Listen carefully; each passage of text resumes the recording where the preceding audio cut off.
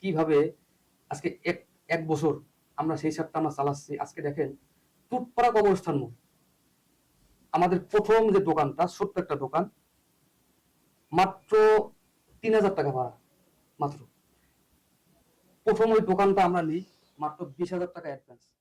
কিভাবে শাখায় একবার আমাকে আমার উপর হামলা করা হইলো। আমি যখন বললাম এই শাখায় একা ছিলাম, হামলা করার পরে আমি একটা দরজা ভেঙে আমি তখন ওইখান থেকে দৌড় দিয়ে পালাই যাই। আমার এইখানে তখন ৪টা সেলাই লাগে। তারা আসছিল আমাকে ওইখানে খুন করার জন্য। আমার পকেটে টাকা নেই, পকেটে মাত্র ১০ টাকা। ওরে বাসা থেকে ডাইকে নিয়ে আসতাম, তখন ও বেকার ছিল। দুই বন্ধু এক কাপ চা ভাগ করে খাইতাম। আমি সন্তানদের মানুষ করার টাকা দিতাম। পরবর্তীতে দেখলাম যে তারাই আসলে আমাকে এই হামলা করার পিছনে তাদের হাতটাই সবচেয়ে বেশি। আমি আমার বন্ধু শাওনকে চিনি, সেই সাথে মালিক বর্তমান যে সেই সেই শাওনকে আমি চিনি না। ইনশাআল্লাহ আমার বন্ধু অনেক দূর এগিয়ে যাবে, কারণ ওর সফলতা দেখলেই আমার আনন্দ। I love you. আমি আমার বন্ধু শাওনকে, দুই বন্ধু সারা রাত গল্প করতাম বাসার সামনে দিলখোলা মোড়ে। হয়তোবা আজকে আমি সালমান সফল, হয়তোবা সবাই সফল টাকার দিক থেকে, আমি সফল আমার যে স্বপ্নটা আছে স্বপ্নটাকে আমি পূরণ করতে পারছি। প্রাইম টক, কথার গভীরে সত্যের সন্ধানে। Presented by MBTV Bangla. সুপ্রিয় দর্শক, এমবিটিভি বাংলার প্রাইম টকে আপনাদেরকে স্বাগত জানাচ্ছি। আমি আরিফ বিল্লাহ।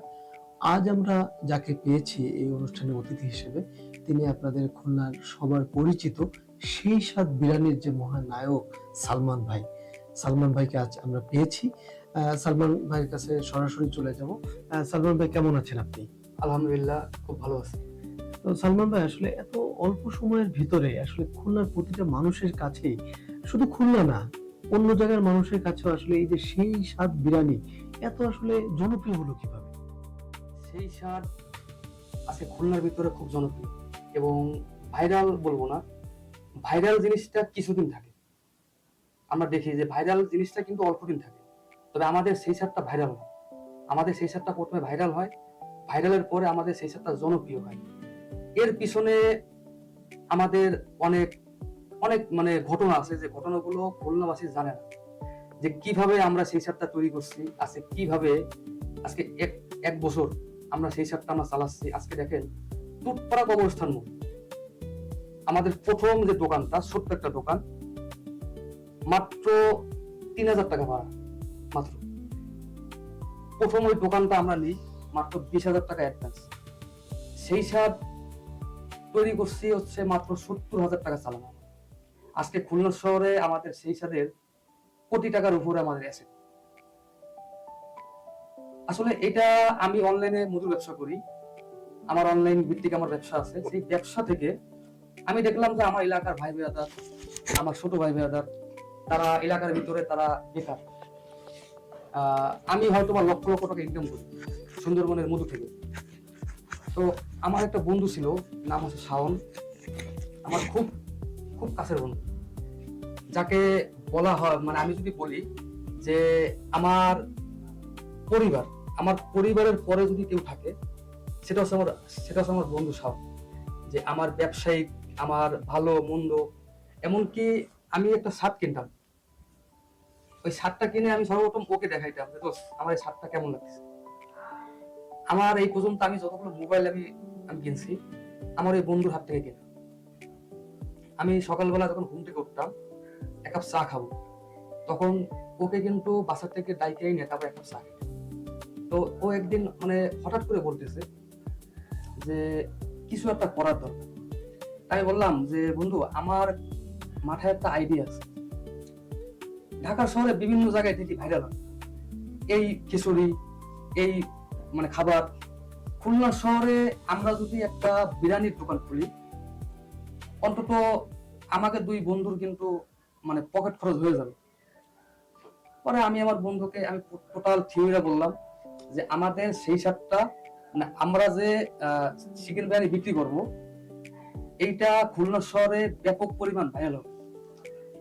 এবং খুব জনপ্রিয় পাবে। এটা মানে তৈরি করার আগে আমরা ময়লাপটা মোড়, আমরা শিববাড়ি মোড়, নিউ মার্কেট, আমরা বড় বড় জায়গায় দোকান দেখছি, কিন্তু দেখলাম যে আসলে আমরা টাকাই পাচ্ছি না। তখন আমি আমার বন্ধুকে বললাম যে আমাদের তো মেন ফেজে দরকার নেই, আমাদের দরকার ভিতরে। মানুষ আমাদেরকে খুঁজে তারপরে বিরিয়ানি খাবে। ঠিক এইভাবে গল্প করতাম যে আমাদের প্রতিদিন 10 ডেক 12 ডেক খাবার চলবে। এক পর্যায়ে আমার বন্ধু রাজি হইল। পরে আমরা 3000 টাকা, মাত্র 3000 টাকা আমরা সেই দোকানটা নিলাম। নেওয়ার পরে এখন আমরা কি নাম দেব?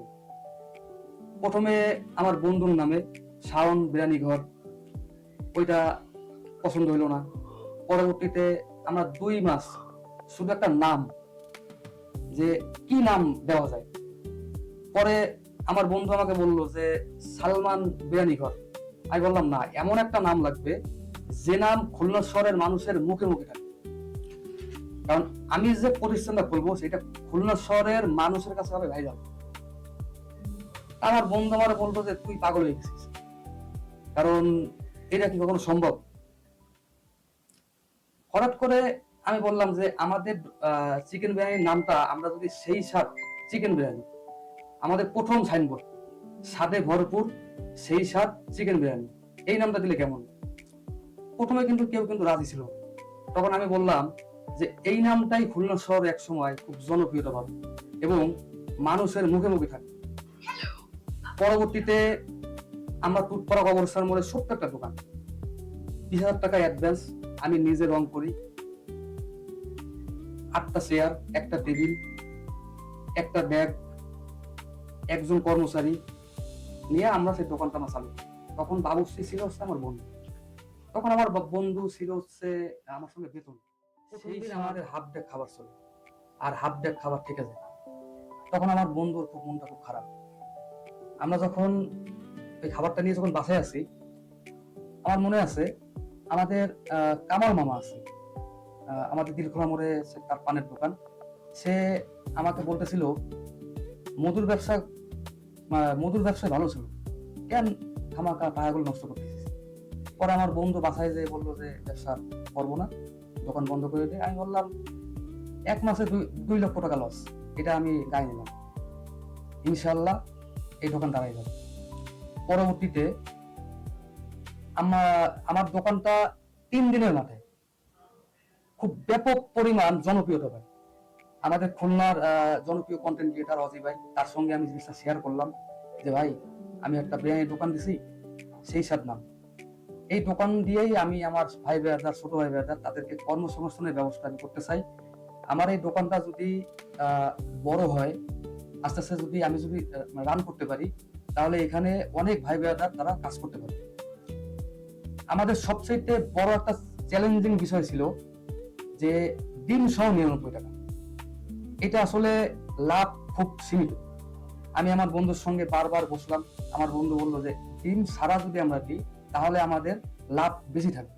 তখন আমি বললাম যেহেতু খুলনা শহরে অনেকেই বিরিয়ানি বিক্রি করে, আর বিশেষ করে 99 টাকার আমার চাহিদা দেওয়ার কারণ হচ্ছে এইটা যে আমি খুব বিরিয়ানি পাবো, আমি খুব বিরিয়ানি খেতাম, কাচ্চি ঘর, কাচ্চি ভাই, কাচ্চি ডান, বিভিন্ন জায়গা থেকে আমি বিরিয়ানি এনে খাইতাম। আমি দেখতাম যে আমি যখন বিরিয়ানি আনতে যাইতাম, অনেক রিক্সাওয়ালা ওই দোকানের দিকে তাকাই থাকতো। আমি এটা অনুভব করতাম যে তার পক্ষে 200 টাকা দিয়ে 1 প্যাকেট বিরিয়ানি কিনা আসলে সামর্থ্য নেই।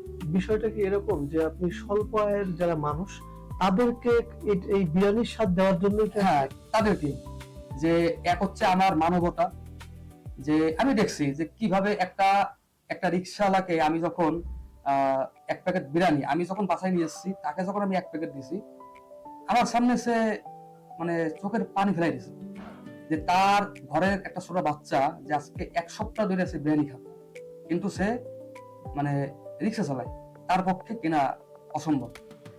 সেই জায়গা থেকে চিন্তা করে আমি আমার বন্ধুর সঙ্গে বারবার বলতেছিলাম যে না, আমি ডিম সহ বিক্রি করবো। যেহেতু 1 পিস আলু, একটা চিকেন, পরিমাণ মতো রাইস, যদি একটা ডিম দিই তাহলে কিন্তু পুরোটা বিরিয়ানি একটা প্যাকেজ হয়ে যায়। তখন আমার বন্ধু বললো ডিম সহ দিলে 500 টাকা লাগবে। আমি বললাম ডিম সহই দেবো, কারণ আমার বন্ধু হিসাব করতেছে 1 ডেক, আমি হিসাব করতেছি 10 ডেক। যে আমি যদি 10 ব্যাগ বিক্রি করতে পারি তাহলে আমার পার ডে লাভ থাকবে 5,000। তো এক পর্যায়ে আমরা প্রথমে আমরা ডিম সহ আমরা এটা আমরা অফার দিই।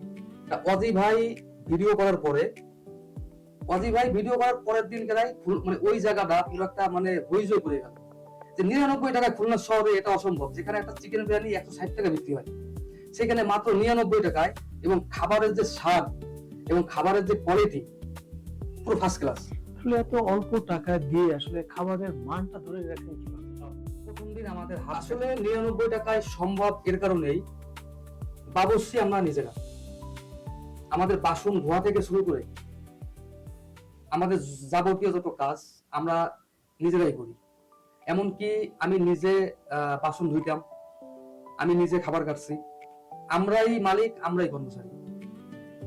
আমাদের একটাই স্লোগান ছিল, আমরা কেউ কর্মচারী না, আমরা সবাই মালিক।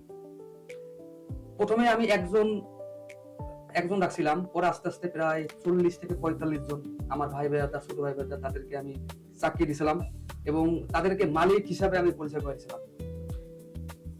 মেন হচ্ছে বাবুর্চি যদি মনে করে যে মশলা ছাড়া মানে মশলা কম দিয়ে 99 টাকার ভিতরে বিরিয়ানি পাক করা সম্ভব, আসলেই সম্ভব।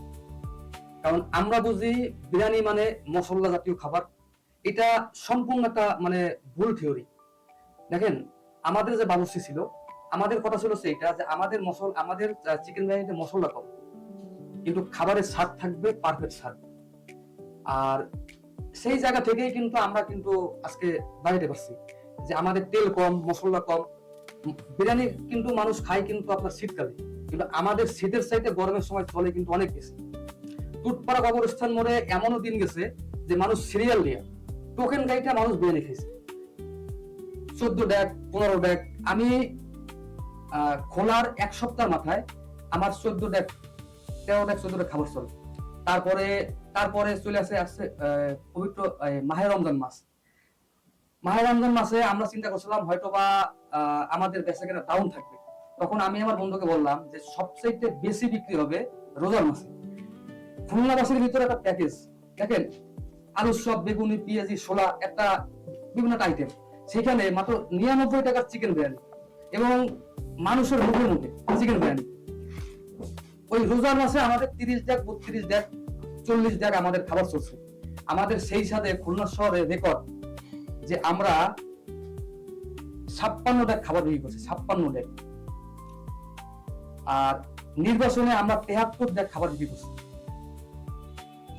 আজকে 99 টাকার ভিতরে আমরা মান এবং স্বাদ কোয়ালিটি আমরা ধরে রাখার চেষ্টা করছি। আমরা মধ্যবিত্ত যারা আছে আমরা তাদের কাছে আমরা আমাদের বিরিয়ানিটা আমরা পৌঁছে দিছি। এটা হচ্ছে মনে করেন আমাদের সবচেয়ে বড় প্রফিট। আর বিশেষ করে আমাদের সেই সাতটা জনপ্রিয় হওয়ার মেন কারণ যে আমি ছোটবেলা থেকেই আমি মানবিক কাজ করতাম, অসহায় দরিদ্র মানুষের পাশে আমি দাঁড়াতাম। সেই জায়গা থেকে আমার বলা ছিল আমার ভাই বন্ধুদের যে আমাদের সেই সাথে চিকেন বিরিয়ানি থেকে যা লাভ হবে, লাভের কিছু অংশ এটা অসহায় দরিদ্র মানুষের মাঝে এটা আমরা খাবার বিতরণ করি। টুটপাড়া কবরস্থান মোড়ে আমরা প্রতি শুক্রবার অসহায় দরিদ্র প্রায় 300-400 দরিদ্র মানুষের মাঝে আমরা খাবার বিতরণ করতাম। এই খাবার বিতরণটা খুলনা শহরের বিভিন্ন মিডিয়া, বিভিন্ন আপনার খুলনার মিডিয়া এটা কভার করে। এইটাই আসলে মানুষের খুব মনে ধরে যে এই যে ছোট ছোট বাচ্চা, আমাদের বয়স কত, আমরা কিন্তু ব্যবসায়ী না, কিন্তু আমরা সবাই আমাদের ভিতরে কিন্তু মানে সিনিয়র কেউ নাই, আমরা একজোট হইয়া ব্যবসা করতেছি, আমরা রান্না করতেছি, আবার আমরা বিক্রি করতেছি, আবার আমরা অসহায় মানুষের খাওয়াচ্ছি। এইটা আসলে মানুষের কাছে খুব ব্যাপক পরিমাণ মানে জনপ্রিয়তা পায় এবং খাবারের স্বাদটা মানুষ মানে খুলনা মানুষের কাছে খুব জনপ্রিয়তা পায়। কারণ স্বাদের দিক থেকে 99 টাকা প্লাস অসহায় মানুষের পাশে আমরা যখন আমরা দাঁড়াইছি।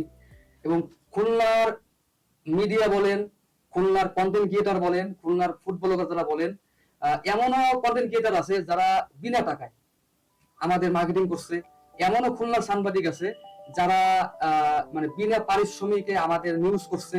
না, সাধারণত সাংবাদিকরা তো আসলে নিউজ করার জন্য আসলে কোনো অর্থবিত্ত মানে তাদেরকে আমরা কখনো কিন্তু ডাকি নাই, তারাই আমাদের কাছে আসছে। আমাদের এই ছোট্ট উদ্যোগটা যে আমার প্রথম টার্গেট ছিল যে আমার ভাই বেড়াদার তাদেরকে কর্মসংস্থানের ব্যবস্থা করবে, কিন্তু এইটাকে এমন ভাবে তারা হাইলাইট করছে যে 2 জন 5 জন থেকে আজকে সালমান ভাইয়ের সেই সাথে আজকে প্রায় 200+ আজকে আমাদের এখানে যারা কাজ করে, যাদের সংসার চলে এই সেই সাথ থেকে। তার মানে কোনো মিডিয়া আসলে আপনার খুঁজতে হয়নি, আপনাকেই খুঁজে নিয়েছে। হ্যাঁ, আমাকেই খুঁজে নিছে। তো খুলনাতে আসলে আপনার কতটা জায়গাতে আপনার এই সেই স্বাদের কার্যক্রম চলছে একটু? খুলনা আমাদের তুতপাড়া কবরস্থান মোড় আমার প্রথম শাখা ছিল, যেটা যেটা বলা যায় আমার স্বপ্ন, সেই সাথের স্বপ্ন। পরবর্তীতে আমরা পার হাউসে শাখা নিই। পার হাউসে শাখা নেওয়ার পরে খুলনা শহরে বিস্তার ভাবে এটাকে অনেক কি হয়, পার হাউস তৈরি করার পরে তারপরে আমরা গোল্লামারি শাখা নিই। গোল্লামারিও আমাদের অনেক বড় শাখা। তারপর হচ্ছে আমাদের এখন শাখা আছে হচ্ছে দৌলতপুর, যেখানে আমি এখন নিজে থাকি, দৌলতপুর একেবারে ওভারব্রিজের নিচে। আর একটা শাখা আছে যেটা আমার নিজের শাখা, সেটা হচ্ছে শান্তিডাম মোড়, জাতিসংঘ শিশু পার্কের 2য় গেটের অপর সাইডে। এই 2টা শাখা হচ্ছে আমি এখন নিজে পরিচালনা করি। তার বাইরে আমার আরো প্রায় 4টা শাখা আছে পার হাউস মোড় সহ। আচ্ছা, তো আপনার সব থেকে ভালো কোন শাখা থেকে আসলে সাড়া পাচ্ছেন? আমার সব কয়টা শাখা থেকেই খুব ভালো সাড়া আমি পাইছি, কারণ আমি একটা শাখা আমি তৈরি করছি, তৈরি করার পরে আমি আর একটা শাখার আমি হাত দিছি। যেহেতু আমি ভাই ব্যবসায়ী না, আমি এখনো পর্যন্ত নিজেকে ব্যবসায়ী মনে করি না, জাস্ট মনের ছোট্ট একটা স্বপ্ন, সেই স্বপ্ন নিয়ে আমি এগিয়ে যাচ্ছি। আমার বাপের টাকা নাই, আমার ফ্যামিলির টাকা নাই, আমার নিজেরও টাকা নাই, আমি খালি পকেটে আমি আমার স্বপ্ন নিয়ে এগিয়ে যাই। দৌলতপুর শাখা আজকে আমার এত সুন্দর একটা শাখা, একেবারে বিনা পয়সায় আমি সেই শাখাটা আমি পাইছি। আজকে ওইখানে খুব জমজমাট। আচ্ছা, পার হাউস শাখাটাও মানে যখন আমি নিই তখন আমার কাছে 1 টাকাও ছিল না, তবে মানে মানুষের ভালোবাসা, সাপোর্ট এবং সবার সহযোগিতায় আজকে খুলনা শহরে আমাদের 6টা শাখা দাঁড়ায় আছে। আচ্ছা, আপনি বলছিলেন যে আসলে যারা স্বল্প আয়ের মানুষ তাদের এই বিরিয়ানিটাকে সহজলভ্য করা এবং কিছু লোকের কর্মসংস্থান সৃষ্টি করা আপনার একটা লক্ষ্য।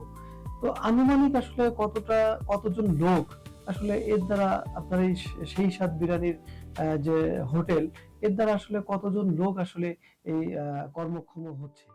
সেই সাথে বিশেষ করে আমার যতগুলো ভাই ব্রাদার প্রায় 60-70 জন, এবং আমাদের হান্ডিখানা বাবুর্চিখানা। দেখেন, আমাদের রেস্টুরেন্ট সেই সাথ, প্রথমে আমাদের তৈরি করা হয় সেই সাথ চিকেন বিরিয়ানি, পরবর্তীতে তৈরি করা হয় সেই সাথ। যখন আমার বন্ধুর সাথে যখন ঝামেলা হয়, বন্ধুত্বের জায়গা থেকে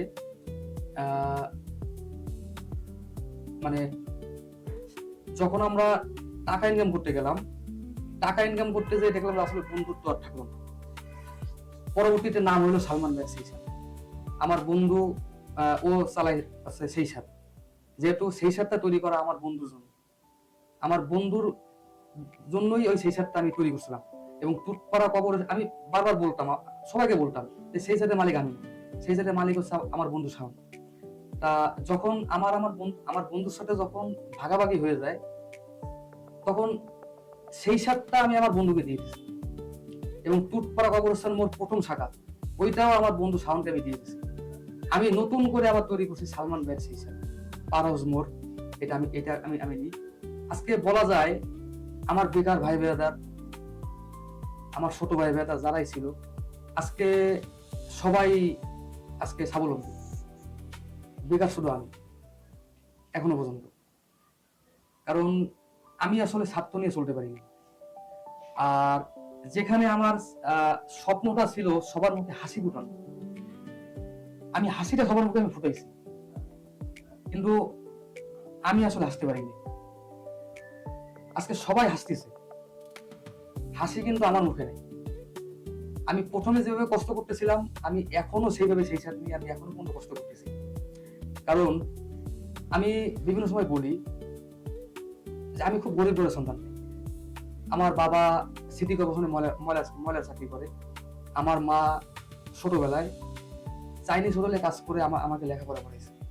আমি ক্লাস 9 পর্যন্ত পড়াশোনা করি। আমি যখন দেখলাম যে আমার আম্মা এত কষ্ট করে আমাকে পড়াশোনা করাচ্ছে, কিন্তু আসলে আমি পড়াশোনায় খুব কাঁচা, আমার আম্মার টাকাগুলো খুব মানে জ্বলে যাচ্ছে, তখন আমি লেখাপড়া ছেড়ে দিলাম। ভাই, এই যে অসহায় মানুষদের আমি খাওয়াই, এই যে ভাই বোনেরা যে বেকার, তখন শুনি যে ঘরে চাইল নাই, ঘর ভাড়া দিতে পারে না, তখন আমার মনে পড়ে যে আমি ছোটবেলায় ওই যে ভাতের যে মানে মায়ের আছে ফ্যান, আমি কিন্তু ফ্যান খেয়ে আমি কিন্তু জীবন জীবন পার করছি। মানে খিদার যন্ত্রণাটা কি এটা আমি আসলে অনুভব করছি, যে ক্ষুধার যন্ত্রণা কি। এবং আমি দেখছি যে আমার মায়ের কষ্ট, আমার বাবার কষ্ট, আমার ছোট বোনের কষ্ট, সেই কষ্টের জায়গা থেকে আমি সবসময় একটা জিনিসই আমি খালি চিন্তা করতাম, যেহেতু আমি লেখাপড়া করতে পারি নাই, আমি আমার মায়ের স্বপ্নটা আসলে পূরণ করতে পারি নাই। আর বিশেষ করে আজকে আমার যে সংগ্রাম, আজকে আমার যে পথ চলা, এটা আমার মায়ের জন্য। যে আমার ফুপুরা খুব বড় লোক, আমার আম্মা যখন আমাদেরকে নিয়ে বেড়াতে যেত গ্রামে, তখন আমার ফুপুরা খুব টিটকিরি মারত যে একটা মাত্র ভাইয়ের বউ, আমাদের ছেলে মেয়েরা কি পরিচয় দিতে পারবে। তখন দেখতাম, তখন আর বুঝতাম না যে আসলে এই সমস্ত কথার মানে কি, কিন্তু দেখতাম যে আমার মায়ের চোখ থেকে পানি আসলে পড়তেছে। বুঝতাম যে কথাটা খুব খারাপ কথা, তাহলে আমার আম্মা কাঁদবে কেন। আমার আম্মা ঘরের ভিতরে যখন থাকতো তখন বারবার বলতো যে ছেলেকে মানুষ করতে পারলাম না। আমার বাবারও এই কষ্টটা খুব ছিল। সেই জায়গা থেকে নিজেকে এমন ভাবে তৈরি করছি যে হয়তো বা আমার টাকা নেই, আমি ব্যবসা করার জন্য আমার আম্মার কাছে 1 লাখ 2 লাখ টাকা চাবো, আমার আম্মার সামর্থ্য নেই, আমার আব্বার সামর্থ্য নেই। তখন আমি নিজেকে তৈরি করলাম যে আসলে টাকা ছাড়া কিভাবে ব্যবসায়ী হওয়া যায়, কারণ যেহেতু আমার টাকা নেই। তো সেই জায়গা থেকে আমি আজকে হয়তোবা সেই সাদের মালিক সালমানকে সবাই চিনি। আমি সালমান ঢাকার শহরে রাস্তায় ফুটপাতে পেপার বিক্রি করছি, আমি গার্মেন্টসে চাকরি করছি, আমি ঢাকায় হকারি করছি, আমি ইজি বাইক চালাইছি খুলনা শহরে প্রায় 7 বছর, আমি রাস্তায় পাপড় বিক্রি করছি, 2 টাকা পিস পাপড়, এরকম অনেক কাজ করছি, মানে ছোটখাটো কাজ। যখন সেই সাথটা যখন আমি তৈরি করলাম, তখন দেখলাম যে না, আমার বাবা মায়ের মুখে একটা হাসি, যে না, এলাকার ভিতরে সবাই খুব প্রশংসা করলো। সেই সাথ নিয়ে ভাই ভাইয়াদার, ছোট ভাই ভাইয়াদার, তাদেরকে বিশ্বাস করে অনেক দূর এগিয়ে গেছি। কিন্তু সেই সাথ আজকে আমি তৈরি করছি, আজকে হয়তোবা আমার ভাই ভাইয়াদার সবাই স্বাবলম্বী। আজকে আমার বন্ধু আজকে 3টা শাখার মালিক, কিন্তু আমি সালমান, সেই সালমানই আজকে রয়ে গেছে, কারণ আমার স্বপ্ন তৈরি করা। আমি এখনো পর্যন্ত যে দাঁড়াই আছি খুলনা শহরে, আমার এই সেই সাতটা আমার কাছ থেকে ছিনিয়ে নেওয়ার জন্য আমার ভাই ভাইয়াদার, আমার কাছের লোক, আমার এলাকার লোক অনেক চেষ্টা করছে। তারা কখনোই মানে তারা আমার সঙ্গে পারে নাই, কারণ আমি টাকা ছাড়া ব্যবসায়ী। তো আজকে ভালো আছি। সত্য একটা কথা বলি ভাই, আমার মনে আছে 6 রাতের রাত, আমার একটা পাঞ্জাবি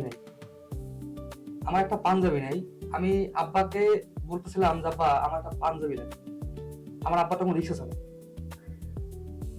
আমি রাত 8টা থেকে 2টা পর্যন্ত আমি ঘরের দুয়ারে বসে বসে আমি কাঁদতেছিলাম একটা পাঞ্জাবির জন্য, যে আমি একটা পাঞ্জাবি পরে নামাজ পড়তে যাব, আমার ভাই ভাইয়াদার তারা সবাই ডাকতেছে, যে পাঞ্জাবি আসলে আমার নাই। আমি কান্নাটা আমি তখন থামাই দিছি যখন আমি অনুভব করলাম যে একটা পাঞ্জাবির দাম 600 টাকা, কিন্তু আমার বাবা রিক্সা চালাইয়া কয়টা কিনলাম। আসলে তো আমার বাবার পক্ষে সম্ভব না এটা 600 টাকা 700 টাকা দিয়ে একটা পাঞ্জাবি কিনে। আমি কখনো আমার বাবার কাছে আমি বাইক দাবি করিনি, আমি জানি যে আমার বাবার পক্ষে দেওয়া সম্ভব না, কিন্তু আজকে সেই সাথ তৈরি করে আজকে ভালো পাঞ্জাবি গাই দিই, আজকে হয়তো বা ভালো ভালো গাড়ি চালাই, আজকে হয়তো বা পোশাক আশাক, এগুলো আমার শখও না, এগুলো আমার চাহিদাও না। এগুলো হচ্ছে ওই যে ছোটবেলায় মনের ভিতরে যে একটা কষ্ট, ভাই ভাইদের কাছ থেকে কষ্ট পাইছি, আত্মীয় স্বজনের কাছ থেকে কষ্ট পাইছি, মামাদের কাছ থেকে কষ্ট পাইছি, কাছের মানুষদের কাছ থেকে কষ্ট পাইছি। সেই জায়গা থেকে সবার জবাব যে আমার মায়ের চোখের পানি, আমার বাবার চোখের পানি, এই যে লাঞ্ছনা, এই যে অপমান, এর প্রত্যেকটা জবাব দেওয়ার জন্য আমি সেই সাথে তৈরি করছিলাম। কিন্তু হয়তোবা আমি আজকে সাকসেস, হয়তোবা খুলনাবাসীর কাছে হয়তোবা আমি আজকে সফল, হয়তোবা এলাকার লোকের কাছে হয়তোবা আজকে আমি সফল, কিন্তু এই সেই সাথটা আমার জীবনে একটা অভিশাপ। হয়তোবা আমার টাকা নেই। এত সফলতা, এত জনপ্রিয়তা, তারপরেও আপনি একটু আগে বললেন যে আসলে আপনার কষ্ট বা আপনার একটু দুঃখ আছে এখানে, আসলে বিষয়টি কি? ভাই আমি এরকম টক শোতে আজকে প্রথম আসলাম, আমি বিভিন্ন মিডিয়ার মাধ্যমে কথা বলছি। ভাই আজকে খুলনা শহরে কেউ বিশ্বাস করবে না যে আজকে সেই সাথে মালিক যে অসহায় দরিদ্র মানুষদের সবসময় খাওয়ায়, ভাই আজকেও প্রায় 30 জন অসহায় মানুষ যারা আমার দোকানে আসছে, আমি তাদেরকে খাবার দিছি। কারণ তারা আমার কাছে 2 টাকা 5 টাকা চায় না, তারা একটু খাবার চায়। তারা জানে যে সালমানের দোকানে, সালমানের সেই সাথে গেলে তারা খেতে পারবে। কিন্তু আজকে 2 মাসের উপরে আমার ঘরে রান্না হয় না। এটা আসলে খুলনা শহরে কেউ যায় না। আমার 2টা ছেলে মেয়ে আছে, আমার মেয়েটা আজকে 3 মাসের উপরে সে স্কুলে যায় না, সেটা হচ্ছে তার বেতনটা আসলে দিতে পারতেছি না। ভাই আজকে আমার সেই সাথে মিস্টার সালমান, আজকে আমার সেই সাথে শাখা আছে, আজকে এত জনপ্রিয় আমার সেই শাখা, কিন্তু আমার ছোট ছেলে, 1.5 বছরের ছেলে, মাত্র 1000 টাকার জন্য তাকে আমি চিকিৎসা করাতে পারি কিছুদিন আগে। কারণ যাদেরকে ভালোবাসা, যাদেরকে বিশ্বাস করিয়া, যাদেরকে ভরসা করে আমি আমার কাছে রাখছিলাম, ভাই দিন শেষে দেখলাম তারাই আমার সাথে মানে বেইমানি করছে। আমরা একটু শুনেছিলাম যে গল্লাবাড়ি যে শাখাটা, সেখানেও কিছু ঝামেলা আছে। আজকে আমি যখন নিয়েছিলাম গল্লামের শাখাটা, তখন ওইটা খুব ব্যয়বহুল খরচ, 70,000 টাকা ভাড়া। কিন্তু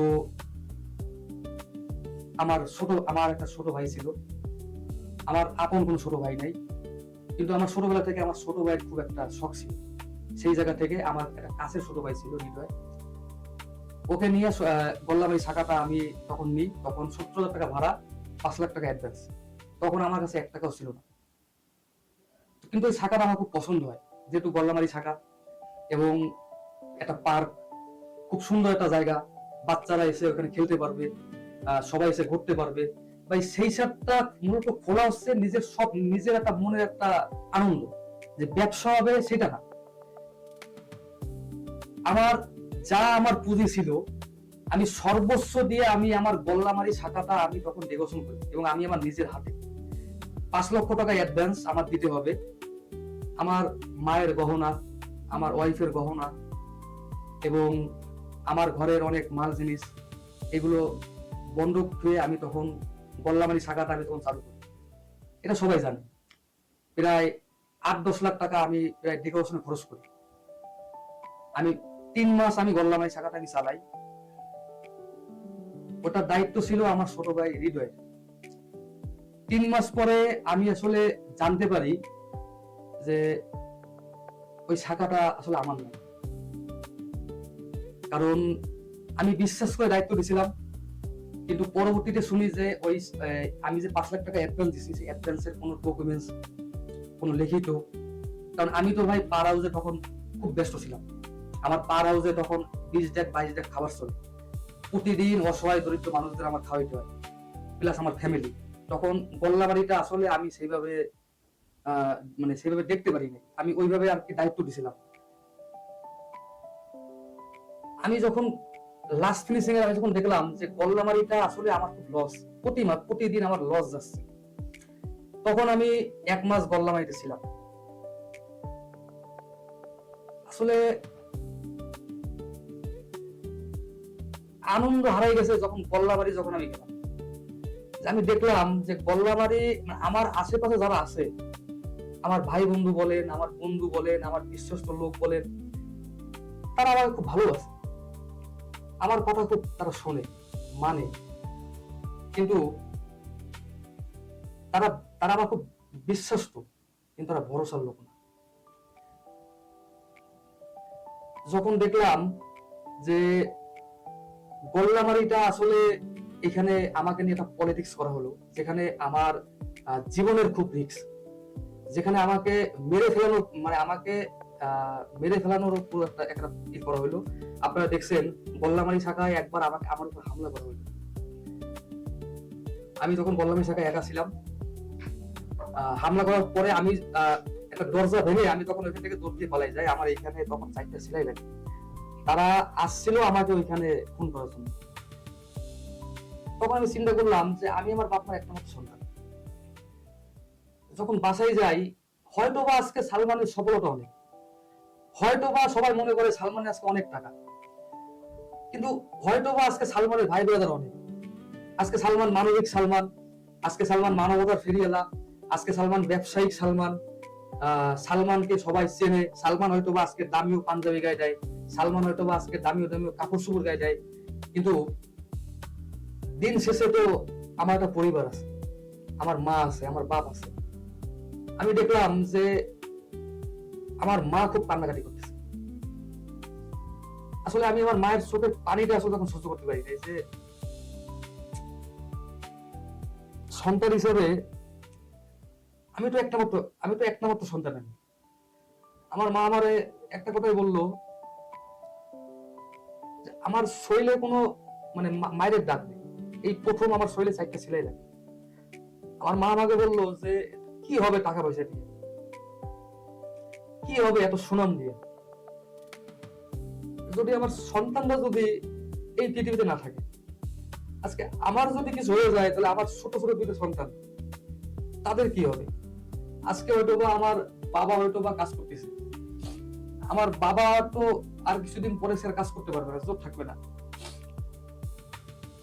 কি হবে সেই সাথে এত নাম দিয়ে, যদি আমি আমার সন্তানদের যদি মানুষ করতে না পারি, যাদেরকে ভালোবাসি যখন বুকে রাখলাম, যাদের সংসার খরচের টাকা দিতাম, যাদের ঘর ভাড়ার টাকা দিতাম, যাদের চলার টাকা দিতাম, যাদের সন্তানদের মানুষ করার টাকা দিতাম, পরবর্তীতে দেখলাম যে তারাই আসলে আমাকে এই হামলা করার পিছনে তাদের হাতটাই সবচেয়ে বেশি। তখন আমি ঘুমাই আছি ঘরের ভিতরে, আমি প্রায় 15 দিন পর আমি বাসায় গেছি। আমার কোনো খোঁজ খবর কেউ পাইতো না। আমি খুলনা শহরে ছিলাম, কিন্তু আমি পলাইছিলাম, কারণ দেখলাম যে আসলে শত্রু অনেক। হয়তোবা আমাকে অনেকে ভালোবাসে, হয়তোবা আমাকে অনেকে মানে মনে করে যে সালমান একটা ভালো ছেলে, কিংবা সালমানের জনপ্রিয়তা অনেক, কিন্তু তার পিছনে কিছু অজানা শত্রু আমার পিছনে তৈরি হইল, যারা আমার সঙ্গে থাকতো, আমি কখন কি করতাম, কখন কোথায় কি যাইতাম, সব জায়গায়। আমি বাসায় যে ঘুমাইলাম, এখন দেখি আমার মা আমার মাথায় হাত দিয়ে মানে কাঁদতেছে, আমার মাথায় হাত দিয়ে কাঁদতেছে। আমি তখন আম্মার চোখের পানিটা দেখলাম। আমি আমার আম্মাকে বললাম, আম্মা আমি এখন কি করব? আমার আম্মা আমাকে বললো, সবকিছু ছাইড়িয়া সেই সাথে আমাকে দরকার নেই, যে বন্ধু শাওন সেই সাথে নিয়ে গেছে বেইমানি করিয়া, পার হাউস আজকে আমার নাই। আমি সবচেয়ে বড় আমার যে কষ্টটা,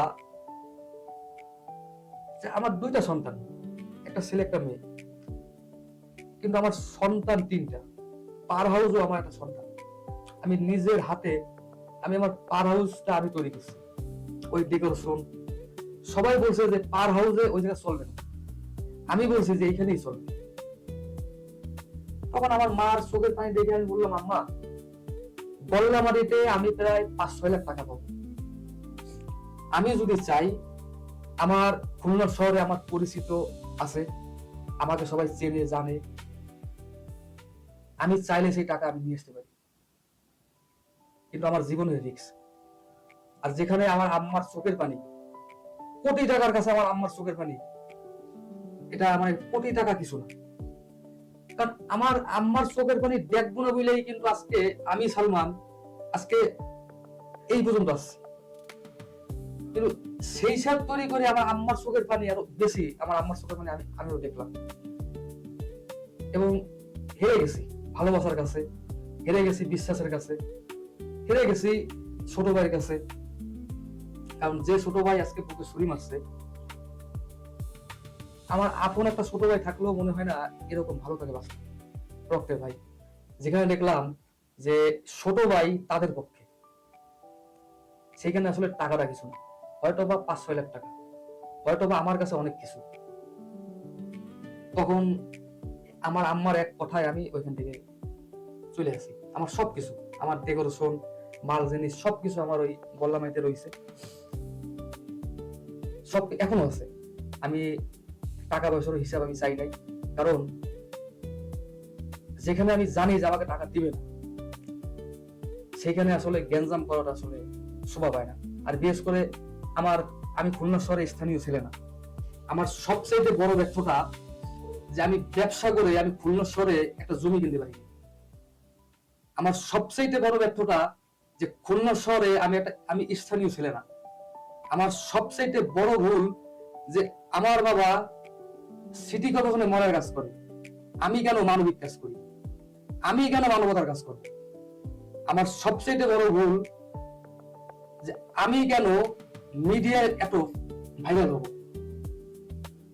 কারণ আমার মতো ছেলের মানবতা মানে না, আমার মতো ছেলের এইভাবে খুলনায় জনপ্রিয়তা হবে এইটা আসলে মানায় না।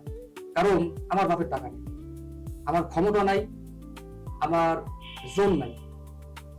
যে যেভাবে পারছে সে সেইভাবে আমাকে চাপ দেওয়ার চেষ্টা করছে। আর আমার সবচেয়ে বড় দুর্বল পয়েন্ট হচ্ছে এইটা, আমাকে যদি কেউ আঘাত করে, কেউ যদি আমাকে ক্ষতি করে, আমি কখনো প্রতিবাদ করি না। আমার ধৈর্য অনেক, অনেক ধৈর্য। কারণ কেন আমার ধৈর্য, আমার আমার মায়ের টাকা নাই, আমার বাবার টাকা নাই, আমার খুলনা শহরে আমার বাপের বাড়ি নেই, আমরা ধরতে গেলে খুলনা শহরের ভাড়াটিয়া, হয়তোবা আমার জন্মস্থান খুলনায়। আমি ডাক দিলে 5 জন লোক আসবে না, স্থানীয় 5 জন লোক আসবে না। আমি একটা কথা বললে আমার সাপোর্টে কেউ আসবে না। সেই জন্য আমি সবসময় চুপচাপ থাকি। তবে উপরে আল্লাহ পাক আছে, আমি সবসময় আল্লাহকে ডাকি যে আল্লাহ, যারা আমার ক্ষতি করে, যারা আমার ক্ষতি করছে, আমি সালমান যদি দোষী হই, তাহলে আল্লাহ তুমি আমার বিচার করো। কারণ আমি বিনা পয়সার ব্যবসায়ী, আমি বিনা পয়সায় আমি আজকে ব্যবসায়ী হয়েছি, এবং আজকে বিনা পুঁজিতে আজকে 200 প্লাস ভাই বন্ধু ছোট ভাই বেদারকে কর্মসংস্থানের ব্যবস্থা করছি। আজকে আমি বিনা পয়সায় ব্যবসা করে আজকে হাজার হাজার অসহায় দরিদ্র মানুষদের একবেলা তাদের মুখে আমি আহার তুলে দিছি। আমি বিচার পাইছি আল্লাহর কাছে। আমার আসলে আম্মা যে বিষয়গুলো বলছিলেন খুবই কষ্টদায়ক। তো যারা আপনার সাথে এগুলো করেছে তারা তো একসময় খুবই আপনার ঘনিষ্ঠ ছিল। তো অবশ্য সরাসরি তাদের সাথে কথা না হলেও বিভিন্ন মাধ্যমে তো আসলে আপনি হয়তো জানেন যে তারা বর্তমানে আসলে কেমন আছে। তারা আমাকে মিস করে না, তারা আমাকে নিয়ে ভাবেও না, তারা শুধু আমার ব্যর্থতা দেখার জন্য অপেক্ষায় থাকে। তবে আমি তাদেরকে খুব মিস করি, এবং তাদের প্রত্যেকের খবর আমি নিই, কে কেমন আছে। কারণ তারা হয়তো বা আমাকে ভালোবাসে নাই, তারা হয়তো বা আমাকে বন্ধু হিসেবে দেখে নাই, তারা হয়তো বা বড় ভাই হিসেবে আমাকে দেখে নাই, তারা হয়তো বা আমাকে ভালোবাসে নাই, কিন্তু আমি তো তাদেরকে ভালোবাসি। কারণ আমার ভালোবাসা একেবারে 100%। যেমন আমার ছোট ভাই, আমি ওকে ছোট ভাই হিসেবে ভালোবাসি, কিন্তু ও কখনো আমাকে বড় ভাই হিসেবে ভালোবাসে নাই। বিশেষ করে আজকে হাজারো ঝামেলার ভিতরে আমি মিস করি আমার বন্ধুকে। কারণ আমার লাইফে আমার ওই বন্ধু একজন। কারণ আমি সব সময় একটু অন্য টাইপের মানুষ ছিলাম। আমি কথা বলি কম, আমি একটু বাইরে আড্ডা মারি খুবই কম। আমি সবসময় একা একা থাকতে ভালোবাসি, কারণ ছোটবেলা থেকেই পরিবার, আত্মীয় স্বজন, ভাই বেয়াদার সবার কাছ থেকে আমি আসলে অনেক কষ্ট পাইছি। সেই জায়গা থেকে আমি একা একা চলতাম। কিন্তু কথা বলার মতো আমার একজন বন্ধু ছিল, সেটা হচ্ছে শাওন। এক কাপ চা খাইতাম। আমার মাঝে মধ্যে আমি গল্প গল্প করে বলি, আমার বন্ধুর পকেটও টাকা নেই, আমার পকেটও টাকা নেই, পকেটে মাত্র 10 টাকা। ওরে বাসা থেকে ডাইকে নিয়ে আসতাম, তখন ও বেকার ছিল। দুই বন্ধু এক কাপ চা ভাগ করে খাইতাম। আমি খুব মিস করি।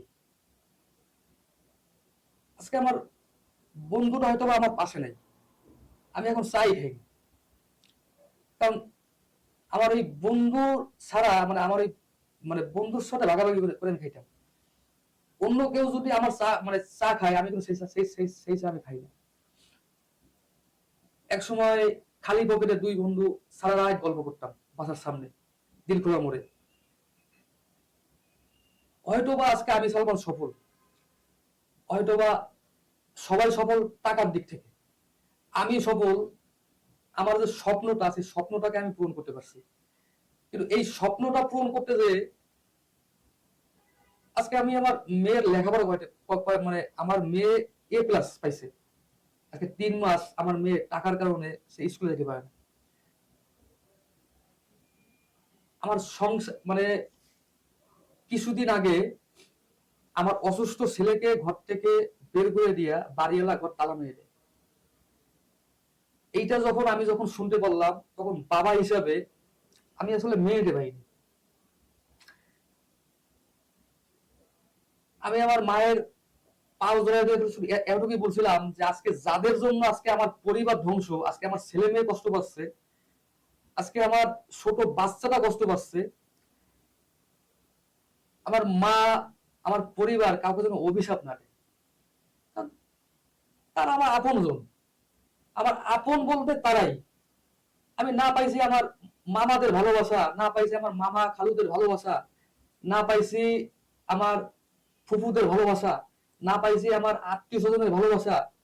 ভালোবাসা বলতে আমার মা আর আমার বাপ, আর ভালোবাসা বলতে ওই যে আমার বন্ধু শাওন, আমার ছোট ভাই হৃদয়, আমার সাথে আমার এক বন্ধু আছে সজীব, এদের ভালোবাসা পাইছি।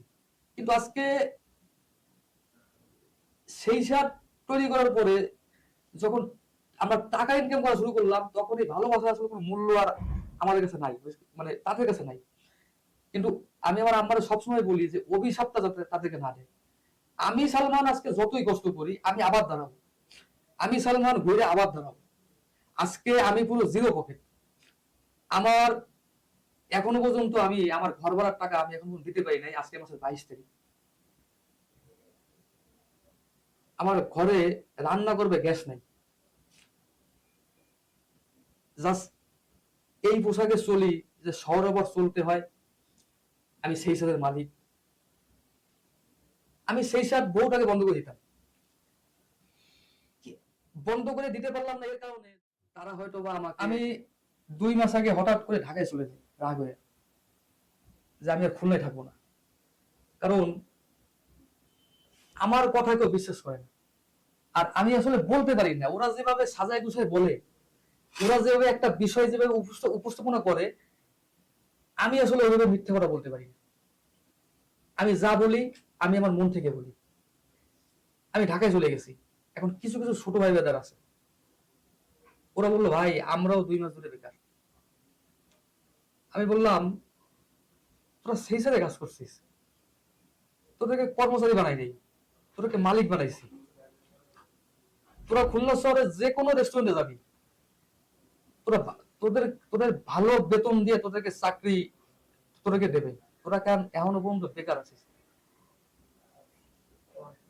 ওরা আমাকে উত্তর দিল কি, ভাই আমরা সালমান ভাইকে চাই, আপনি যদি ঢাকায় যান আমাদেরকে ঢাকায় নিয়ে যাবেন। আমি ঢাকায় একটা শাখা, আমি মানে ঢাকায় একটা দোকান আমি দেখছি। আমি ঢাকায় যখন যাবো দোকানটা দেখতে, আমার পকেটে টাকা নেই, আমার ঘরেও টাকা নেই। এক ছোট ভাই ও 700 টাকা আমাকে ওর পকেট থেকে বাইর করে দিল, ওর ঘরের বাজারের টাকা। ওই 700 টাকা নিয়ে আমি ঢাকায় যাই। ঢাকায় যাওয়ার পর আমি যখন শাখা দেখলাম, আমি যখন মানুষ জানাইলাম খুলনার সবাইকে যে আমি ঢাকায় থাকবো, তখন ওই ছোট ভাইরা আমাকে ভিডিও কলে বললো, ভাই আমরা কি করবো? আমি সময় দেখলাম যে যারা আমার ল্যাংটা গালে যাদের সাথে সম্পর্ক, তারা বেইমানিকে চলে গেছে। এদের সাথে আজকে সম্পর্কটা আমার 5-6 মাস, এরা কিন্তু আমার সাথে রয়ে গেছে। তখন খুলনায় এসে আবার দৌলতপুর শাখা আবার চালু করলাম, আর শান্তিদেবের শাখাটা আবার চালু করলাম। এই দুইটা শাখা চালু করলে অন্তত এদের এদের কর্মসংস্থানের ব্যবস্থা করা হবে। এখান থেকে আমার 1 টাকাও প্রফিট নেই, যা বিক্রি হয় ওই অসহায় মানুষ আর ওদের বেতন। আমার এক ছোট ভাই আছে, ওর ওয়াইফের চিকিৎসা করাতে হবে, বাচ্চা হবে, ওর চিকিৎসার খরচটা আমার দিতে হবে। কিন্তু আমি ওকে বলতে পারতেছি না যে আমার কাছে টাকা নেই, কারণ অনেকের মায়ের চিকিৎসা, অনেকের ওয়াইফের চিকিৎসা, বাজার, ঘরের বাজার, বেতন পাবে, আমি পার হাউস থেকে আমি দিছি। আজকে আমার কাছে পার হাউসও নেই, কারণ ওই পার হাউসটাই ছিল আমার শক্তি। আর সবাই সম্মিলিত ভাবে আমাকে এমন ভাবে অ্যাটাক করছে যাতে পার হাউসটা যাতে আমার আর না থাকে। আজকে সবাই সফল, আজকে পার হাউস আমার নাই। কিন্তু পার হাউসে যাওয়ার ইচ্ছা আমার আর নাই, কারণ আমি যেটা ছেড়ে দিয়েছি ওটা আমি ছেড়ে দিয়েছি, কারণ আমি সালমান আবার তৈরি করবো এবং ইনশাল্লাহ আমি তৈরি করবো। আসলে অনেক আমি বিষয়ে শুনলাম। তো আপনি বলছেন যে নতুন করে শুরু করবেন, ইনশাল্লাহ সফল হবেন। তো সেটা কি এই বিরিয়ানি আইটেম দিয়ে আবার শুরু করবেন নাকি অন্য কোনো পরিকল্পনা আছে আপনার? আমার সেই সাথ নিয়ে পরিকল্পনা ছিল অনেক, যে শুধু বিরিয়ানি আইটেম না। বিরিয়ানি তো আজকে খুলনা শহরে ব্যাপক জনপ্রিয়। খুলনা শহরে আমি যে পরিমাণ বিরিয়ানি বিক্রি করছি, খুলনা শহরে আর কেউ পারে নাই। আমার যে রান্নাঘর আছে খুলনা শহরে কোনো রেস্টুরেন্টে এরকম রান্নাঘর নাই, বিশাল বড় রান্নাঘর। আমি 73 ডেক খাবার একদিনে বিক্রি করছি, এবং ওই 73 ডেক খাবার ওই ছোট ছোট বাচ্চা, আমার ওইখানে কেউ প্রফেশনাল না, তারা কিন্তু কাটছে 5 ঘন্টায়। নতুন কোন আইটেম নিয়ে কি আসবেন? আমার ইচ্ছা ছিল যে আমার সালমান ভাইয়ের সেই সেটটা, যারা বেকার, যারা তরুণ উদ্যোক্তা, তারা একটা চার দোকান দিবে, সালমান ভাই সেই সেটটা ব্যবহার করবে। আমার এভাবে অনেক টার্গেট ছিল যে সেই সাথের পক্ষ থেকে আমরা যদি একটা বেকার ছেলেকে মাত্র 2000 টাকা একটা ভ্যান, কিছু তরকারি যদি কিনে যদি ওকে যদি দিই এবং সেই সাথ নামে যদি দিই, ও কিন্তু দাঁড়িয়ে যাবে। কারণ সেই সাথটা আজকে জনপ্রিয় খুলনায়, বিভিন্ন রেস্টুরেন্ট, বিভিন্ন খাবার আইটেম। আমাকে আমাকে লাভ দিতে হবে এমন কোনো কথা নাই। কর্মসংস্থানের ব্যবস্থা আমার 1000 টার্গেট ছিল খুলনা শহরে, 1000। এবং আমার টার্গেট ছিল যে সারা 64টা জেলায় আমাদের সালমান ভাইয়ের সেই সাথে শাখা হবে, এবং প্রত্যেকটা জেলায় জেলায় আমাদের টার্গেট ছিল এই আমার মতো যার বাপ মার টাকা নেই কিন্তু বুক বড় স্বপ্ন আছে ব্যবসা করে, তাদেরকে আমরা উঠে নিয়ে আসবো। আসলে আমি এখন কোনো উঠতে পারিনি। আসলে আমাদের সালমান ভাইয়ের সেই সাথে যারা ফ্যান ফলোয়ার আছেন, যারা আমাদের ভালোবাসেন, সবাইকে বলবো আপনারা কেউ বিভ্রান্তির ভিতর পড়বেন না। আপনারা হয়তো বা আমাদের পিছনের ঘটনাগুলো আপনারা জানেন না। আর আমি আসলে কখনোই এইভাবে মিডিয়ার সামনে কখনো কথা বলি নাই আমার পিছনের কথা নিয়ে। আমি সবসময় সম্মান করি সম্পর্ক। আমি আমার বন্ধুকে আমি কখনো অসম্মান করতে চাই নাই, কারণ আমি আমার বন্ধুকে আমি এখনো পর্যন্ত ভালোবাসি, ও আমার বন্ধু। এবং আমি জানি যে ও আমাকে খুব ভালোবাসে। আমার ছোট ভাই সম্পর্কে আমি কখনো কথা বলতে চাই না, কারণ আমি আমার ছোট ভাইকে খুব ভালোবাসি, আমি ওই সম্মান করি আমার ছোট ভাইকে। তবে আপনারা আসবেন সালমান ভাইয়ের সেই সাথে, টাকা পয়সা কোনো কিছু আমাদের প্রয়োজন নাই ভাই। আপনারা আসবেন সালমান ভাইয়ের সেই সাথে, দৌলতপুর শাখা, শান্তিধাম শাখা। আপনারা যদি আমাদের যদি আবার আগের মতো সাপোর্ট করেন, ইনশাআল্লাহ আমি সালমান আবার সেই এই যে আমার ছোট ভাই ব্রাদার যে কটা আমার সাথে এখন আছে, এই কয়টাকে নিয়ে আবার খুলনা শহরে দাঁড়াতে পারবো। ভাই স্বপ্ন একটা, খুলনা শহরে 1000 বেকার যুবকদের কর্মসংস্থানের ব্যবস্থা দেবো। ইনশাআল্লাহ আপনারা ভালোবাসলে অবশ্যই পারবো। খাবারের মান, খাবারের স্বাদ, এখন আমাদের অনেক শাখা, বিভিন্ন বাবুর্চি, ভাই খাবারের স্বাদ এলোমেলো হয়ে যাচ্ছে। তবে সালমান ভাইয়ের সেই সাথে আমি নিজে তত্ত্বাবধান করতেছি, ইনশাআল্লাহ স্বাদ যদি খারাপ হয়ে থাকে ফিরে আসবো। আর এই এই প্রোগ্রামের মাধ্যমে আমি আমার বন্ধুকে একটা মেসেজ দিব, আমি খুব মিস করি বন্ধুকে, শাওন ভালোবাসি খুব।